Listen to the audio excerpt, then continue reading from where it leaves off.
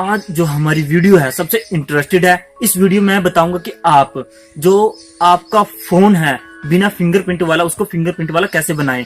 अगर आपके पास कोई भी बिना फिंगरप्रिंट वाला फोन है, जैसे सैमसंग, वीवो, ओप्पो, रेडमी, जो 6000 तक की रेंज में है या उससे ऊपर है, जिनमें फिंगरप्रिंट नहीं है, उसको भी फिंगरप्रिंट वाला कैसे बनाए। फिंगरप्रिंट वाला बनाने के लिए आपको सिर्फ मेरा एक छोटा सा काम करना होगा। आपको सिर्फ एक एप्लीकेशन डाउनलोड करनी होगी। यह एप्लीकेशन का जो लिंक है मैंने डिस्क्रिप्शन में दे दिया है, जहां से आप इस एप्लीकेशन को डाउनलोड कर सकते हैं। डाउनलोड करने के बाद इसे इंस्टॉल कीजिए और मैं आपको बताता हूँ कि इसे एप्लीकेशन का जो लिंक है डिस्क्रिप्शन में दे दिया है, वहाँ से आप डाउनलोड कर लीजिए। बाद अब इस एप्लीकेशन को ओपन कीजिए। ओपन करने के बाद कंटिन्यू और यस कीजिए।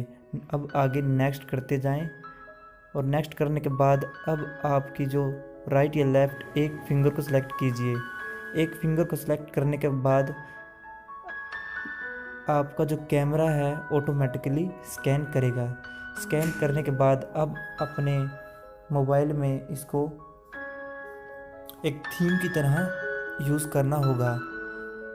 आपको सभी फिंगर सेलेक्ट करने के बाद थीम की तरह यूज़ करना होगा। यूज़ करने के लिए अब ऑटोमेटिकली देखो आपकी सारी फिंगर जो स्कैन हो चुकी हैं।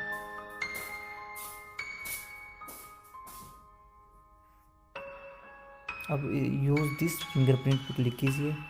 क्लिक करने के बाद अब आपको एक इसी लॉन्चर को, जो ये एप्लीकेशन है, इसको जस्ट वन या ऑलवेज करना है और यहाँ पे टिक करने के बाद आप अपने मोबाइल में इस थीम को यूज़ कर सकते हैं।